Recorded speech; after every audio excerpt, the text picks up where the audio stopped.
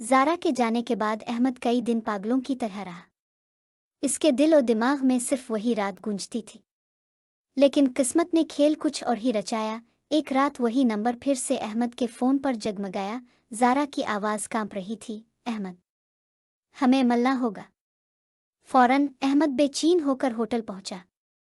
दरवाज़ा खुला और ज़ारा की आंखों में खौफ की लकीरें थीं।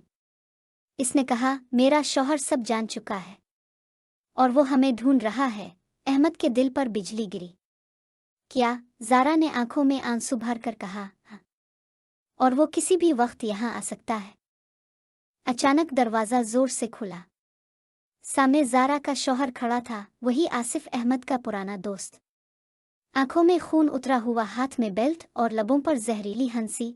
तो ये खेल चल रहा था मेरे यार अहमद के साथ, इसने गुर्राते हुए कहा। ज़ारा डर के अहमद के पीछे छप गई।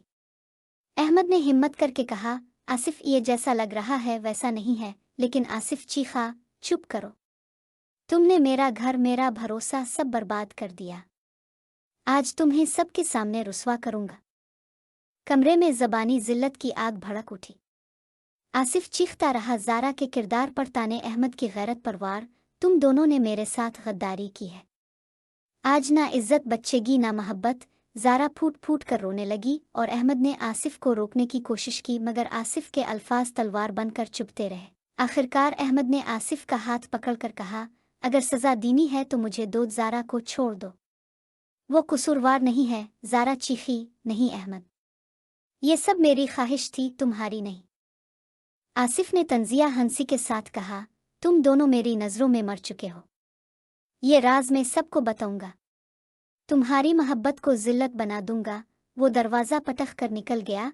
कमरे में अहमद और ज़ारा एक दूसरे के सामने खामोश खड़े थे। दोनों जानते थे कि ये इश्क अब सिर्फ उनके दरमियान राज नहीं रहा, ये राज अब उनकी जिंदगियों को जला कर राख कर देगा।